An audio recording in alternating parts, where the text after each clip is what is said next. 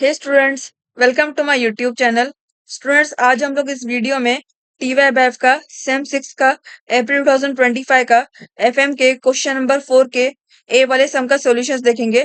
Students, इसके पहले जो क्वेश्चंस के आंसर्स थे, दैट इज ऑब्जेक्टिव क्वेश्चंस के आंसर्स और प्रैक्टिकल सम के जितने भी सॉल्यूशंस थे, उनकी वीडियोस मैंने अपने चैनल पे अपलोड कर दिए और इस वीडियो के डिस्क्रिप्शन बॉक्स में ही मैं उस सारे वीडियोस के लिंक डाल दूंगी। आप लोग उस लिंक पे जाके नोट्स रेफर कर सकते हो। अगर आप लोग मेरे चैनल पे नए हैं, सो प्लीज मेरे चैनल को लाइक शेयर एंड सब्सक्राइब करना बिल्कुल नहीं मत भूलिएगा। अगर आप लोग कोई भी डाउट है तो आप उस पर्टिकुलर वीडियो पे जाकर उस पर्टिकुलर सम से रिलेटेड अपना डाउट उस कमेंट बॉक्स के सेक्शन में डाल सकते हो। वहां से मैं आपका डाउट क्लियर कर दूंगी। आज हम लोग क्वेश्चन नंबर 4 के ए वाले सम का सॉल्यूशन देखते हैं। स्टूडेंट्स, ये सम आप लोग को module number 4 that is leasing in hire purchase agreement से आया था। 15 मार्क्स का सम था। इसमें हम लोग देखते हैं क्या क्वेश्चन बोला गया, that is Anushka limited requires N equipment costing rupees 2 lakh. The same will be utilized over the period of 5 years. It has two financing option in this regard. Anushka limited company है, उसको इक्विपमेंट चाहिए जिसका rupees किसका total cost है 2 लाख का equipment है। और the क्या बोला कि the same will be utilize over the period of 5 years, यानी कि 5 साल के लिए उसको ये इक्विपमेंट चाहिए जिसका पीरियड है टर्म इसका पीरियड है 5 years। 5 years तक उसको ये इक्विपमेंट चाहिए। और क्या बोला कि it has two financing option in this regard. The salvage value of this equipment and the end of the 5th year is zero. Salvage value यानी कि रीसेल वाली जो वैल्यू है इसकी जीरो है। ये हम लोग जब डेप्रिसिएशन काउंट करेंगे तभी हम लोग यहाँ पर इस सेल्वेज वैल्यू का हम लोग इस्तेमाल करेंगे। नेक्स्ट हम लोग को बोला the company uses straight line depreciation, यानी कंपनी ने डेप्रिसिएशन निकालना है, उसके लिए स्ट्रेट लाइन डेप्रिसिएशन मेथड इस्तेमाल किए। नेक्स्ट हम लोग को बोला गया assume tax rate is 40%। Tax rate कितना बोला गया 40% है इक्विपमेंट पर। और हम लोग को दो ऑप्शन दिए गए, यहाँ पर बोला गया था it has two financing option in this regard. दो ऑप्शन दिए गए, option two option option one option two. First will see option one that is to buy with borrowed fund at the cost of 118% per annum payable in 5 equal installment और ₹64,000 per annum. ये हम लोग को buying वाला गया, क्या बोला गया, या तो बाय करो बोरोड फंड के लिए 18% इंटरेस्ट पर, जिसको हम लोग हर एक 5 साल के अकॉर्डिंग 5 साल में हम लोग हर एक साल में 64,000 का हम लोग इंस्टॉलमेंट करेंगे। हर एक साल में हम लोग 64,000 का उसका इंस्टॉलमेंट कंप्लीट कर देंगे। ये हम लोग को बाइंग वाला ऑप्शन दिया गया। नेक्स्ट हम लोग को बोला गया option number 2 that is to take equipment on lease and on annual rent of ₹32,000। या तो उसने बोला या तो एक बाय करो या फिर लीज पर लो, लीज यानी कि रेंट पर लो, और जिसका एनुअल रेंट कितना रहेगा ₹32,000 रहेगा।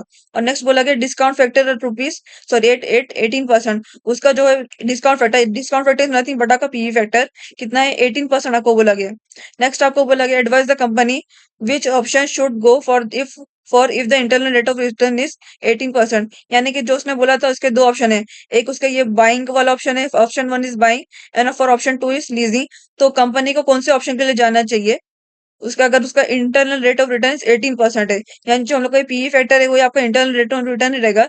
उसके बेस पर हम लोग इन दोनों का जो है फाइंड आउट करेंगे कि हम लोग को इसके लिए कौन से ऑप्शन जाना चाहिए, ऑप्शन वन पर या ऑप्शन टू के लिए। We will see the solution next. या उसका सॉल्यूशन है। अभी first we will find out the present value of option one that is buying वाला, बाइंग इक्विपमेंट वाला। अभी हम लोग को इक्विपमेंट बाय करने के लिए हम लोग क्या सबसे पहले कैलकुलेट करना पड़ेगा, calculation of principal paid and interest. हम लोग को प्रिंसिपल कितना लगा उस पर इक्विपमेंट पर और उसका इंटरेस्ट कितना इक्विपमेंट का वो हम लोग कैलकुलेट करना है। First we will make the table जिसमें हम लोग कितना 5 साल हम लोग को बोला गया था क्वेश्चन में, the same will be utilize over the period of 5 years। तो 5 साल का ये इक्विपमेंट है, तो हम लोग ने क्या लिया सबसे पहले ईयर, फिर हम लोग टोटल 5 years लिया हम लोग ने। फिर प्रिंसिपल एट द बिगनिंग एक टेबल में लेना है।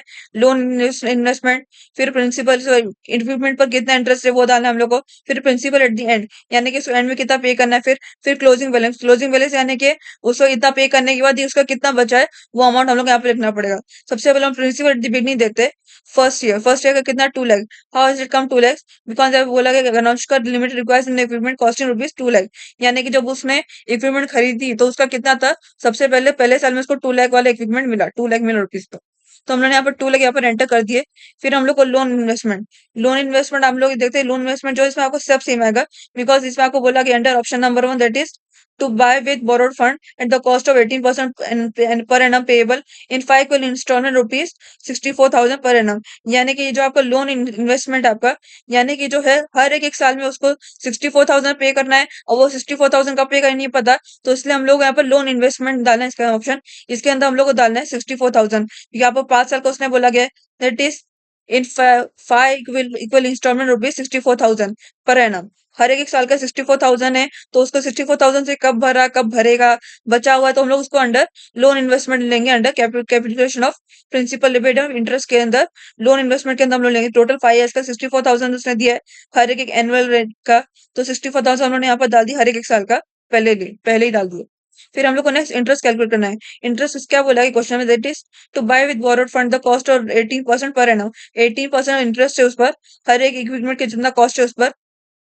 तो पहला प्रिंसिपल एट द इंटरेस्ट कैसे निकालेंगे, इंटरेस्ट हम लोग प्रिंसिपल एट द बिगनिंग यानी जो सबसे पहला जो उसका कॉस्ट है उस पर हम लोग इंटरेस्ट निकालेंगे। सबसे पहले ईयर में जो सबसे पहला जो कॉस्ट रहेगा प्रिंसिपल एट द बिगनिंग का, उस पर हम लोग इंटरेस्ट निकालेंगे।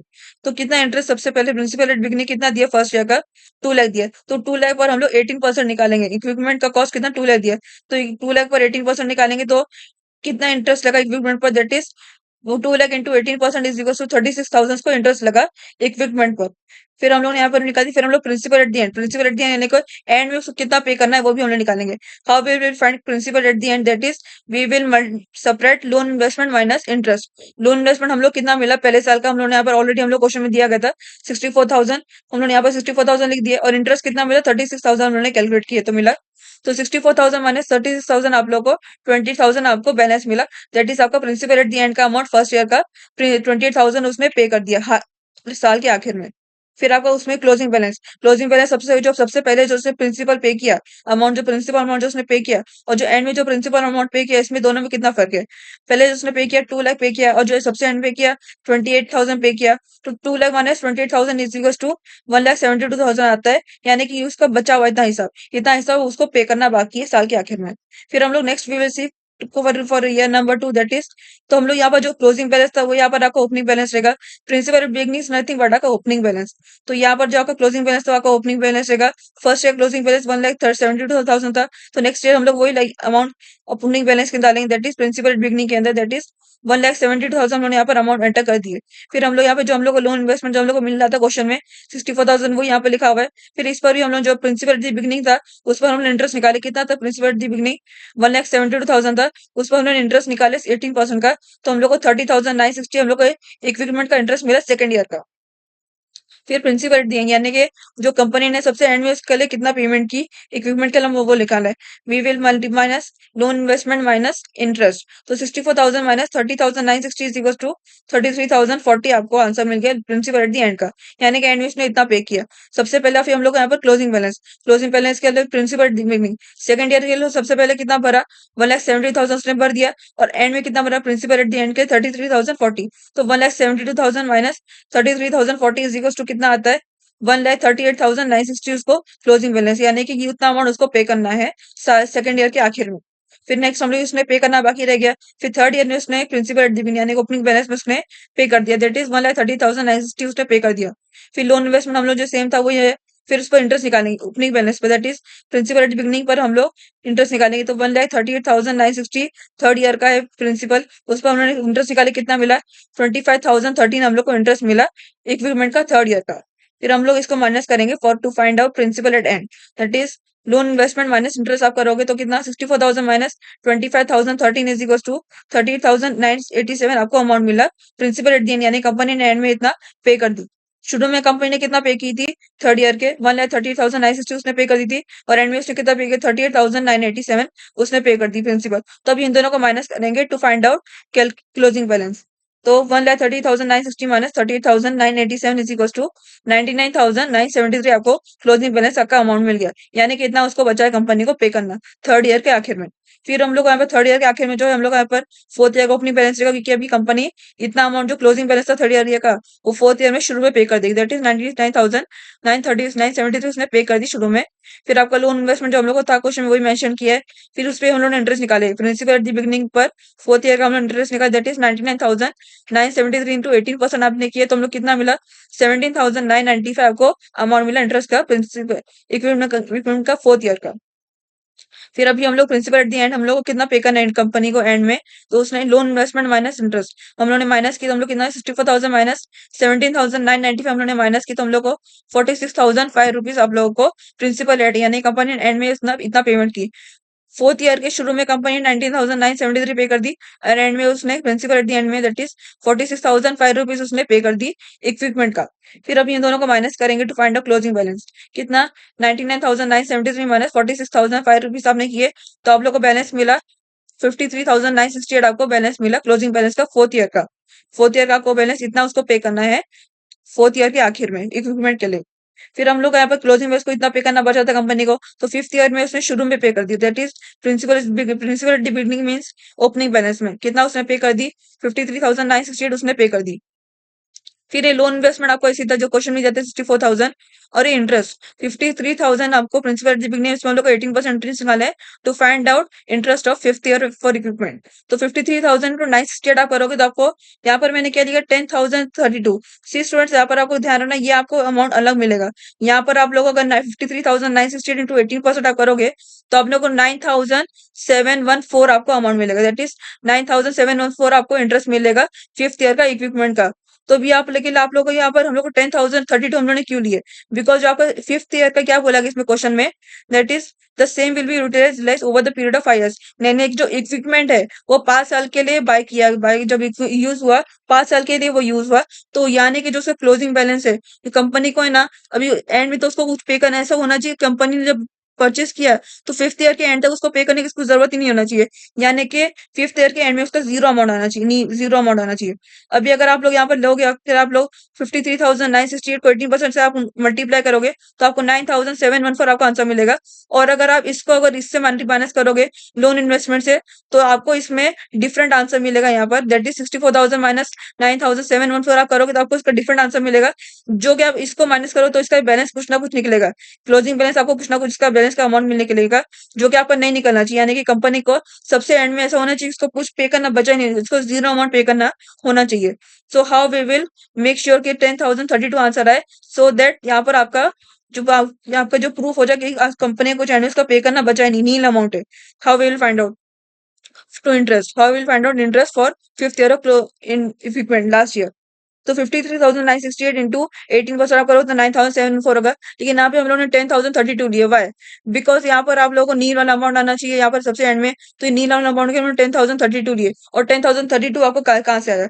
जो आप देख सकते हैं यहाँ पर आप लोगों का प्रिंसिपल रेट कैसे निकाले 2 - 3 करके आपने प्रिंसिपल एट दी अमाउंट निकाले, तो 64,000 माइनस 10,032 आप करोगे तो आप लोगों को 53,968 मिलेगा।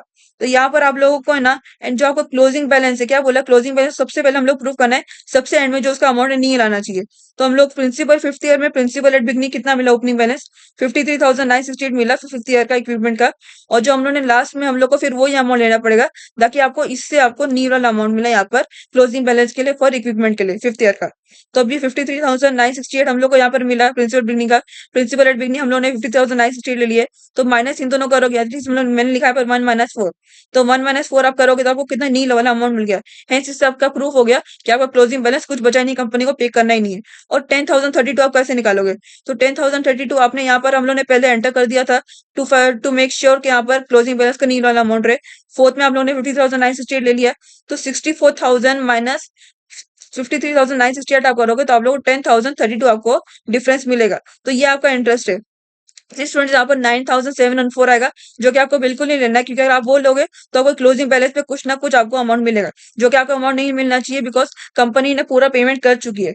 जो उसने इक्विपमेंट बाकी बाई की थी उसका पूरा उसने पेमेंट कर चुकी है, जिससे उसने ली थी उसको पूरा पेमेंट कर चुकी है। तो यहाँ पर उसके लिए नील अमाउंट आना चाहिए, नील अमाउंट मेक श्योर, और ये जरूरी है जिससे आपको पता चले कि आपका आंसर सही है। तो आपका नील अमाउंट यहाँ पर आना चाहिए। तो यहाँ पर नील अमाउंट आने के आपको 1 - 4 सबसे पहले 5th ईयर में आपको 5th में क्या मिला था 5th ईयर प्रिंसिपल का बिगनिंग का इक्विपमेंट का 50,968, तो 50,000 माइनस से हम लोग ने यहाँ पर सेम यहाँ पर एंटर किए 53,968 अंडर प्रिंसिपल एंड तो यहाँ पर principal at beginning minus principal at end that is 1 - 4 आपने किए तो आपको क्लोजिंग बैलेंस नील मिला। और यहाँ पर आप लोग देख सकते हैं 50,968 हम लोग ने यहाँ पर लिए।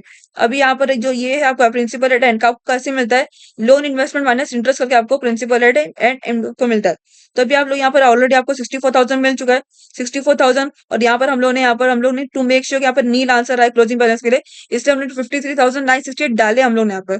तो 64,000 माइनस 53,968 आप करोगे तो आप लोग 10,032 का डिफरेंस मिलेगा। तो ये आपको जो डिफरेंस है ये आपको इंटरेस्ट के अंदर आएगा।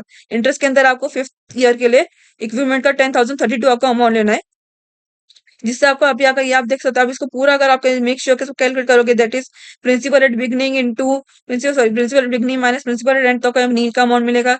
फिर loan investment minus principal at end करोगे तो आपको इंटरेस्ट का अमाउंट मिलेगा। इससे आपको ये श्योर होगा एंड में कि आपको क्लोजिंग बैलेंस आपका नील आ चुका है, नील आ चुका है। इससे आपके मार्क्स नहीं कटेंगे और इसमें आपको कोई डाउट भी नहीं होगा कि आपको कुछ गड़बड़ तो नहीं हो गई है, या फिर कुछ छूट तो नहीं गया है, या फिर कुछ कैलकुलेशन आपने गलत नहीं तो नहीं की, कुछ नहीं होगा। मेक श्योर कि आपको क्लोजिंग बैलेंस यहाँ पर जीरो आए, इससे पता चलो कि कंपनी ने पूरा पेमेंट कर चुकी है जब उसने इक्विपमेंट बाय की थी। 5 साल में उसने पूरा पेमेंट कंप्लीट कर चुकी।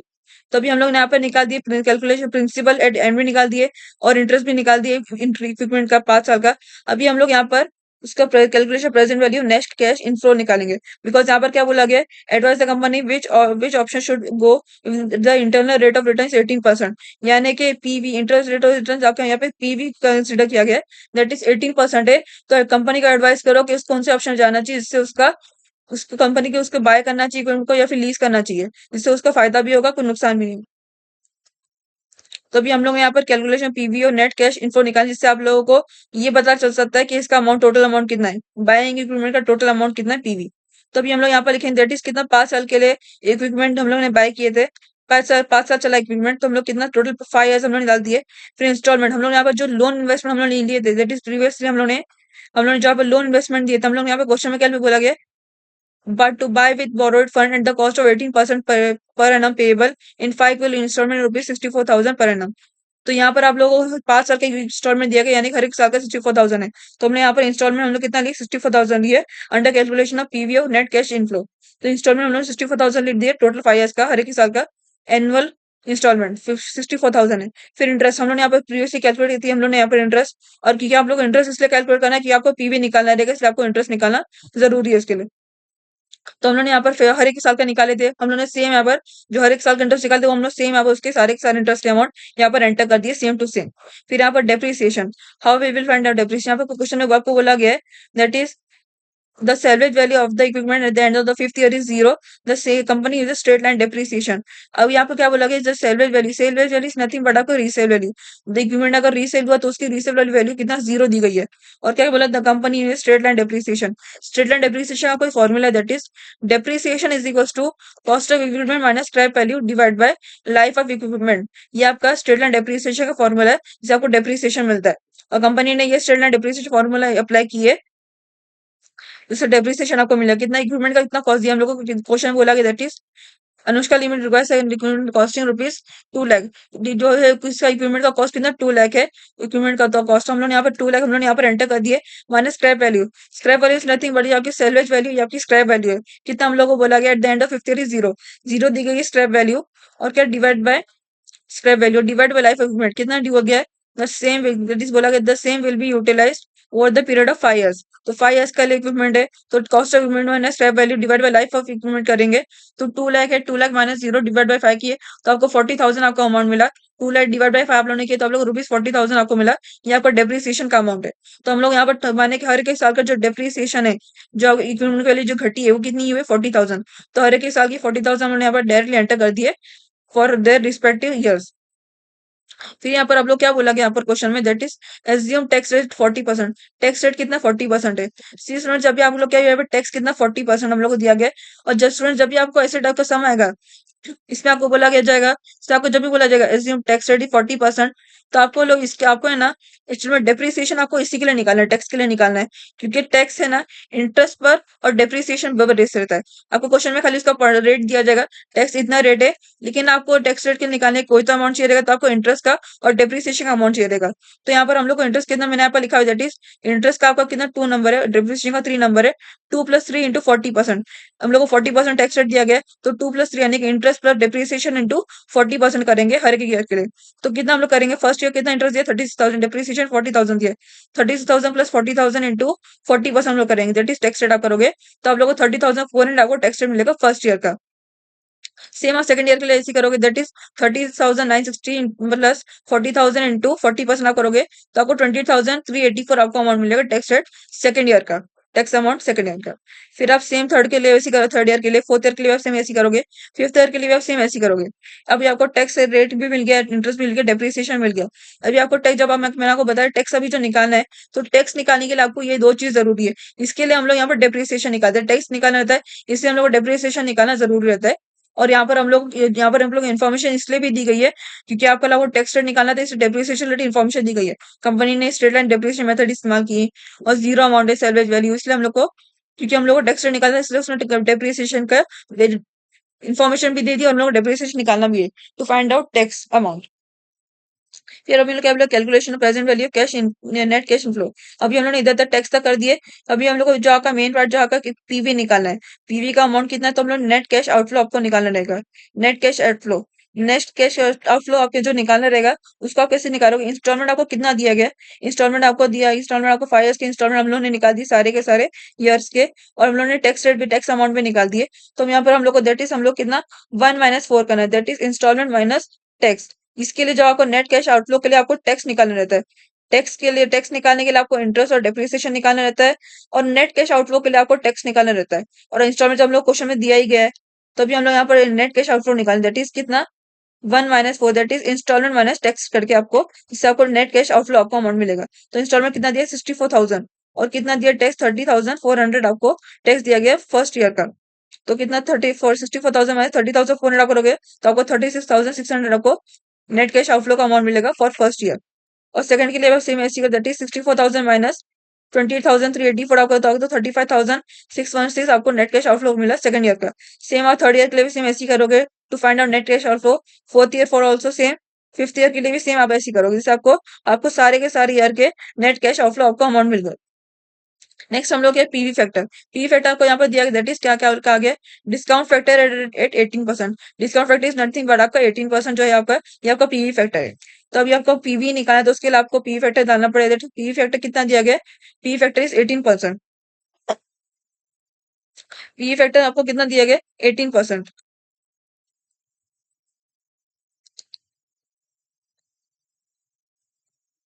पी फैक्टर आपको कितना दिया, 18%। तो हमने सारे के सारे ईयर के जो है पी फैक्टर निकाल दिए। How we will find out P factor, students को, बहुत से लोगों स्टूडेंट्स को भी समझ नहीं आता पी फैक्टर कैसे निकालना है। अभी आप देख सकते हैं इसमें जो सम है, इसमें आपको under option number 2 discount factor, जो आपका पी फैक्टर है कितना 18% दिया गया है।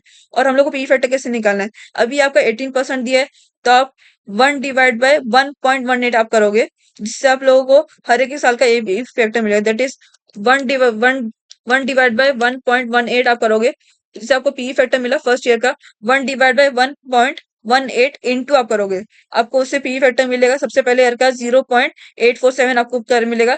फिर आप सेम उसको कुछ बिना कुछ कर दे, अब इज इक्वल्स टू प्रेस करोगे, इज इक्वल्स टू पे क्लिक करोगे, इज इक्वल्स टू आप करोगे तो आपको 718 आपको सेकंड ईयर का मिलेगा, जो आपको मिला सी आपका जो मिला सेकंड सेकंड ईयर का।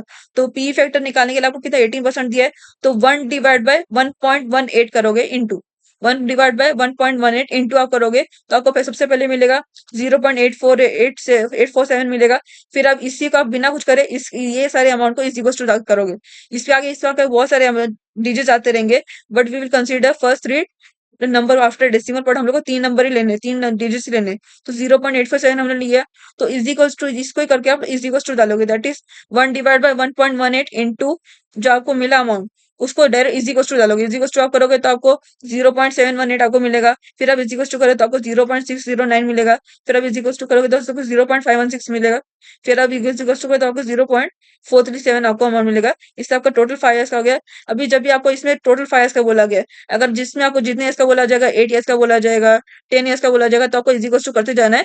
After after applying the PV factor formula, आपको सब में इज इक्वल्स टू करते जाना, इज इक्वल्स टू जो जो अमाउंट आएंगे, इसका मतलब वो पर्टिकुलर ईयर के वो अमाउंट होंगे आपके। तो आपको इसना 1/1.18 इंटू करोगे तो आपको 0.847 आपको मिला। फिर अब इसी को आप इज इक्वल्स टू आप करो, इज इक्वल्स टू बिना कुछ आप कुछ क्लिक करते हुए, बिना कुछ सेकंड टाइम आप फाइंड आउट करते हुए, आपको इसी में इज इक्वल्स टू करना है। इज इक्वल्स टू आप करोगे तो आपको ये अमाउंट मिलेगा, इज इक्वल्स टू आप करो तो आपको ये अमाउंट मिलेगा, फिर इज इक्वल्स टू आपको ये अमाउंट मिलेगा, फिर after is equals to pressing आपको ये अमाउंट मिलेगा। इससे आपको टोटल 5 ईयर्स में आपको टोटल 5 ईयर्स का बोला गया था, टोटल 5 ईयर्स के पीवी फैक्टर आपको मिल गया। अभी हम लोग क्या पीवी कैश आउटफ्लो, ये मैं आपको बाद में बताती हूँ हम लोग ने यहाँ पर ये क्यों लिए। पीवी कैश आउटफ्लो, अभी हम लोग क्या कैलकुलेशन पीवी और नेट कैश आउटफ्लो, हम लोग इनफ्लो आपको निकालना है।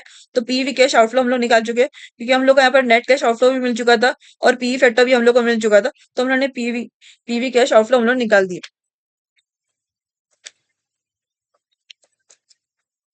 पीवी कैश आउटफ्लो हम लोग ने यहाँ पीवी कैश आउटफ्लो हम लोग यहाँ पर निकालेंगे नेक्स्ट अभी। तो अभी पीवी कैश आउटफ्लो कैसे निकालेंगे, अभी हम लोग ने यहाँ पर नेट कैश आउटफ्लो भी निकाल दिया और पीवी फैक्टर भी हम लोग ने निकाल दिया। तभी इन दोनों को मल्टीप्लाई करेंगे, दैट इज 31st ईयर के 33,600 इंटू 0.847 आप करोगे तो आपको इट्स 20,459 आपको पीवी कैश आउटफ्लो मिलेगा फॉर फर्स्ट ईयर का। फिर आप सेम सेकंड ईयर का that is net cash outflow into PV factor, that is 35,616 into 0.718 आप करोगे तो आपको 25,572 आपको पीवी कैश आउटफ्लो मिला फॉर सेकंड ईयर।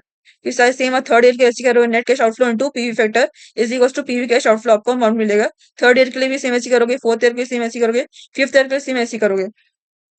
फिर आपको है ना, आपको ये जो है आपको ये जरूरी, मैं आपको बाद में बताती हूँ, आपको ये टोटल का टोटल निकालना जरूरी, पीवी फैक्टर का निकालना, टोटल निकालना जरूरी है। सबसे पहले हम लोग उसका टोटल निकालते हैं पीवी कैश आउटफ्लो का। पीवी कैश आउटफ्लो का भी हम लोग देखते रहते, ये सबका टोटल करो, ये आपका जो पीवी है कैश आउटफ्लो का जो टोटल है, ये आपको क्या मिला कैलकुलेशन पीवी और नेट कैश इनफ्लो, यानी कि हम लोग को पांचों के पांचों साल का टोटल निकालना है। तो आपको total PV amount that is total present value of net cash inflow of equipment की आपको टोटल प्रेजेंट वैल्यू आपको मिल जाएगी। अभी सबको आप लोग ऐड करोगे, दैट इज फर्स्ट ईयर के 20,459 प्लस सेकंड ईयर के 25,572, फिर थर्ड ईयर की ऐड करोगे, फिर फोर्थ ईयर की, फिर फिफ्थ ईयर की, ये सबका सम अप करोगे तो आपको 1,17,446 आपको अमाउंट मिलेगा, दैट इज आपका टोटल पीवी है। ये आपका टोटल पीवी है net cash outflow of equipment की। इक्विपमेंट की टोटल पीवी आपको 1,70,446 आपको पीवी मिल गई after after making payments of 5 years for equipment. आपको कितना 1,70,440 से आपको अमाउंट मिल गई।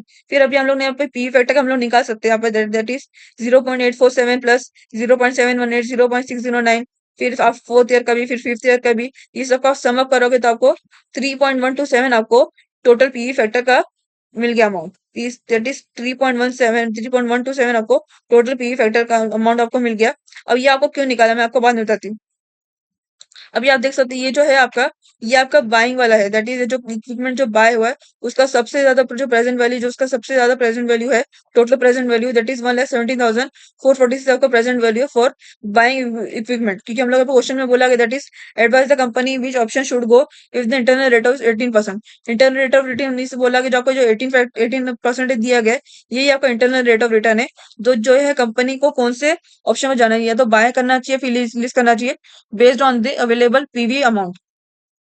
हम लोग यहाँ पर बाइंग का इक्विपमेंट का पीवी अमाउंट हम लोग यहाँ पर निकाल दिया, हम लोग कितना मिला 1,70,446। अभी हम लोग ऑप्शन नंबर 2 देख दैट इज हम लोग का बाइंग वाला हो गया। हम लोग ऑप्शन नंबर 2 देख this to take equipment on lease and on annual rent of rupees 32,000, discount factor at 18%। Discount factor at 18% बोला गया। तो कितना ये इक्विपमेंट ने कितना लीज पर, ये जो है सेकंड ऑप्शन में बोला गया ये इक्विपमेंट को लीज पर ले सकते हैं। इसका हर एक साल का रेट कितना रुपीज 32,000 रहेगा, इसका डिस्काउंट फैक्टर कितना 18% रहेगा। तो अभी हमने यहाँ पर ये बाइंग का निकाल दिया। For we will go for leasing equipment. इसमें हम लोग सेम ऐसे करना है, दैट इज हम लोग पहले क्या किए थे कैलकुलेशन, हम लोग ने कैलकुलेशन पीवी और नेट कैश इनफ्लो निकाले थे, और इसमें हम लोग क्या निकालना है सेम ऐसे करना है, that is calculation net cash outflow निकालना है। अभी इसमें क्या हम लोग को बाइंग था तो इसमें हम लोग को लीजिंग है। अभी बाइंग था तो हम लोग ने नेट कैश इनफ्लो लिए, और इसमें आपको लीजिंग है तो आप नेट कैश आउटफ्लो लोगे। इसका फॉर्मूला है that is annual rent into tax rate into PV factor of 5 years। Annual rent हम लोग कितना दिया गया यहाँ पर, एनुअल रेंट आपको दिया गया that is annual rent of rupees 32,000, हर एक साल का एनुअल रेंट कितना 30,000 है। और टैक्स रेट ये तो आपको पहले से आपको ऑप्शन में पहले बोले बताया गया था, जो चाहे आप बाय करो या फिर इक्विपमेंट लीज पर लो, उसका टैक्स रेट कितना रहेगा 40% रहेगा, 40% रहेगा। और यहाँ पे हम लोग क्या बोला discount factor 18%। Discount factor is nothing but आपका आपका पीई फैक्टर है कितना 18%। और इक्विपमेंट कितने साल के लिए यूज हुआ है, 5 साल के लिए यूज हुआ है। तो अभी हम लोग यहाँ पर फॉर्मूले में अप्लाई करें, दैट इज एनुअल कितना 30,000 दिया था, 30,000 इंटू 60%। 60% कैसे आया, जो है अज्यूम टैक्स रेट कितना था 40% था। तो उसमें कितना परसेंट बचा अभी इसके लिए, ये आपको लीजिंग के लिए उसको उतना परसेंट कंसिडर करते हुए कंपनी उसका पेमेंट करते रहेगी लीजिंग के लिए। तो कितना 100 टोटल कितना 100%, तो 100 माइनस 40%। क्वेश्चन में 40% दिया गया, एज्यूम टैक्स रेट से 40% दिया गया, तो 100 माइनस 40% आपने की तो आपको 60% आपको मिला। 60% आपका टैक्स रेट उसको कंपनी को पे करना है। जब वो इक्विपमेंट लीज पे लेगा तो। और कितना पी फैक्टर ऑफ 5 इयर्स। अभी मैंने जो आपको प्रीवियसली आपको बताया था मैंने, ये जो हम लोगों ने calculation present value net cash inflow में जो पी फैक्टर निकाले थे, ये सारे के सारे इसको हम लोग टोटल निकाले थे। तो अभी सारे के सारे टोटल जब हम लोग निकाले तो हम लोग 3.127 हम लोग को टोटल मिला। ये हम लोग को 3.127 हम लोग को यहाँ पर डालना है, क्योंकि यहाँ पर आप लोगों को पी फैक्टर जरूरी है। 5 साल का जो पी फैक्टर है टोटल कितना उसको मिला है, ये हम लोग डायरेक्ट हम लोग चाहो तो अलग भी कर सकते हो, लेकिन डायरेक्ट करो तो बहुत अच्छा है, बिकॉज इससे कुछ मार्क्स ही कटेंगे आपके। इससे कुछ मार्क्स ही कटेंगे, आपने इधर फाइंड आउट किया और इधर फाइंड आउट नहीं किया, इससे आपके मार्क्स नहीं कटेंगे। आपने पहले फाइंड आउट कर दिया, आपने वो यहाँ पर डायरेक्ट यहाँ पर अप्लाई कर दिया उसका अमाउंट, हम लोग डायरेक्ट वही ऐसा अमाउंट भी अप्लाई कर सकते हैं। दैट इज 3.127 आपको अमाउंट मिला था टोटल पी फैक्टर का, तो हमने यहाँ पर वो यहाँ पर अप्लाई कर, दैट इज 3.127 हम लोग ने यहाँ पर अप्लाई कर दिया अमाउंट। अब ये हम लोग क्या करेंगे, 30,000 एनरोलमेंट कितना, 30,000। टैक्स रेट कितना हम लोग उसको कंपनी को पे करने लीज के लिए, 60%। और पी फैक्टर उसको कितना मिला, 3.127 उसको पी फैक्टर मिला हर एक साल का टोटल मिलाकर 3.127 मिल गया। फिर कितना, इसका मतलब 30,000 इंटू 60% इंटू 3.127 आप करोगे तो आपको रुपीज 60,038 उसको मिले। यानी कि जो कंपनी जब कंपनी लीज पर लेगी तो उसको है ना लीज कितना मिलेगा, 5 साल के अकॉर्डिंग उसको 60,038 का उसको लीज लेना, 30,000 पे करना पड़ेगा 5 साल लीज कर लेने के लिए। वो जब कंपनी क्या बोला कि यहाँ पर शुरू में क्या बोला, यहाँ पर जब हम लोगों ने कंपनी से बाय किया तो पीवी कैश आउटफ्लो, यानी कि कंपनी जब बाय करेगी तो उसको at the after completing 5 years उसको कितना पे करना पड़ेगा, उसके लिए 1,17,440 को पे करना पड़ेगा, जिससे वो इक्विपमेंट खरीदेगा। और जब कंपनी उसी इक्विपमेंट को लीज पर लेगी तो उसको कितना पे करना है eight the end of 5 years, 60,038। और यहाँ पर आपको क्या बोला, दैट इज क्वेश्चन में advise the company which option should go for if internal rate of is 18%। अभी हम लोग इंटरनल रेट ऑफ रिटर्न कितना, 18%। हम लोग को उसमें भी हम लोग जब हम लोग ने निकाले यहाँ पर पीवी कैश ऑफ के बेस पर ही हम लोग को eight the end of 5 years उसका टोटल कंपनी को कितना पे करना रहेगा पीवी कैश फ्लो, वो हम लोग को अमाउंट मिला। फिर सेम हम लोग ने यहाँ पर लीजिंग के लिए भी हम लोग ने अप्लाई किया तो हम लोग को इतना ही, हम लोग को उसका भी अमाउंट बेबी फैक्टर के बेस पर ही मिला। ये उसमें बोला कि internal rate of return is 18%, ये इसमें 18% पर, इसमें भी हम लोग ने 18% पर लिए, ये भी हम लोग ने 18% पर ही निकाले। और क्या बोला गया, advice the company which option should go, यानी कंपनी को एडवाइस करो कि कौन सा ऑप्शन जाना चाहिए, इक्विपमेंट या बाय लीजिंग पर। सी स्टूडेंट, जब भी आपको ये आता है advice the company which option should it go, तो आपको देखना है कि कौन से इसमें कितना कौन सा अमाउंट है। यहाँ पे आप देख सकते हो आपको बाइंग इक्विपमेंट का आपको पीवी कैश आउटफ्लो कितना मिला है। बाइंग उनका पीवी कैश आउटफ्लो टोटल आपको मिला है 1,70,440 मिला है। और जब लीज ने कंपनी ने इक्विपमेंट को लीज पर लिया कितना मिला है eight the end of five कितना, 60,038 उसको अमाउंट देना है लीज के लिए। जब वो, तो आप इस दोनों कम कौन सा है, जो दोनों में से जो कम रहेगा कंपनी को उसके लिए जाना चाहिए। अभी 1,70,440 बाइंग का है और लीजिंग का 60,338 है, सॉरी 60,038 है, तो दोनों में से कम लीजिंग वाला अमाउंट है, तो कंपनी को लीजिंग के लिए जाना चाहिए। जो अमाउंट कम है लीजिंग का अमाउंट में से, बाइंग में से जो इसका अमाउंट कम है eight the end of 5 years जिसका अमाउंट कम है, उसके लिए कंपनी को जाना चाहिए। अब यहाँ पर लीजिंग का कम है तो कंपनी को लीजिंग जाना चाहिए। यहाँ पर the company should opt for leasing the equipment since the cost for buying the equipment that is 1,70,440 is more than leasing the equipment. Company के पास जो कंपनी जब लीज कर रही है इक्विपमेंट 5 साल के, उसको ये इतना पे करना पड़ रहा है लीज के लिए। और जो ये कंपनी जब बाय कर रही है तो उसको 5 साल के इतना पे करना पड़ रहा है, जो कि बाइंग का ज्यादा है और लीजिंग का यहाँ पर कम है, तो कंपनी को लीजिंग के लिए जाना चाहिए। ये आपको स्टेटमेंट लिखना जरूरी है। यहाँ पर जो मैंने लिखा, the company should opt for leasing the equipment since the cost for buying the equipment 1,17,446 is more than for leasing the equipment. ये आपको लिखना जरूरी है, इस पे आपको 1 मार्क्स है और ये आपको मेन क्वेश्चन में पूछा गया है। एंड में आपको क्वेश्चन में ये बोला कि with the advice the company which option should go for if internal rate of return is 18%। ये आपको मेन बोला कि इस पे आपको 1 मार्क्स है और इसके लिए आपको पूरा फाइंड आउट करना है, दैट इज क्या आपको इंटरेस्ट फाइंड आउट करना है, फिर प्रिंसिपल बिगनिंग वाला, प्रिंसिपल एट एंड वाला, फिर डेप्रिसिएशन फाइंड करनी है, फिर आपको PV cash factor, PV cash outflow, PV cash factor ये सब फाइंड करना है। फिर लीज के लिए आपको लीज का अमाउंट कितना वो आपको फाइंड आउट करना है। इसके लिए आपको पूरा ये स्टेटमेंट के लिए आपको, या आपको जो प्रूफ है, या आपको जो फाइंड आउट करना है कि कौन से कंपनी को किस ऑप्शन जाना चाहिए, उसके लिए आपको पूरा कैलकुलेशन करना है। और इसी के लिए आपको इस टाइप के सम के लिए आपको 15 मार्क्स आता है। और ये बहुत आसान सम है, इसमें आपको ये जो स्टेटमेंट है ये आपको लिखना जरूरी है कि कंपनी को कौन से ऑप्शन में जाना चाहिए, आपको लिखना जरूरी है। इस पे आपको 1 मार्क्स रहते ही रहते हैं। एंड डोंट फॉरगेट, बहुत सारे स्टूडेंट्स भूल भी जाते हैं स्टेटमेंट लिखना, ये सोचते हैं स्टेटमेंट 1 मार्क्स तो है, वो मत करना। आंसर लिखना ही लिखना, देखना किसमें दोनों अमाउंट में से कौन सा अमाउंट कम है, लीजिंग वाला अमाउंट है कम है या फिर बाइंग वाला, पीवी किसका कम है, लीजिंग का कम है या बाइंग का। अगर बाइंग का कम है और लीज, अगर इसमें आपको लीजिंग का कम मिला और बाइंग का ज्यादा मिला तो हमने यहाँ पर लीज के लिए, अगर यहाँ पर आपको बाइंग का कम मिलता और लीजिंग का ज्यादा मिलता तो कंपनी बाइंग के लिए जाती। Which option involve less amount? The company should opt for it this. ये सम आपका हो गया क्वेश्चन। नेक्स्ट वीडियो में आपको क्वेश्चन नंबर 4 के बी वाले सम का सॉल्यूशन बताऊंगी। अगर आप लोगों को ये पर्टिकुलर सम से रिलेटेड कोई भी डाउट है तो आप इस वीडियो के कमेंट बॉक्स के सेक्शन में अपना डाउट डाल सकते हैं, मैं वहां से आपका डाउट क्लियर कर दूंगी।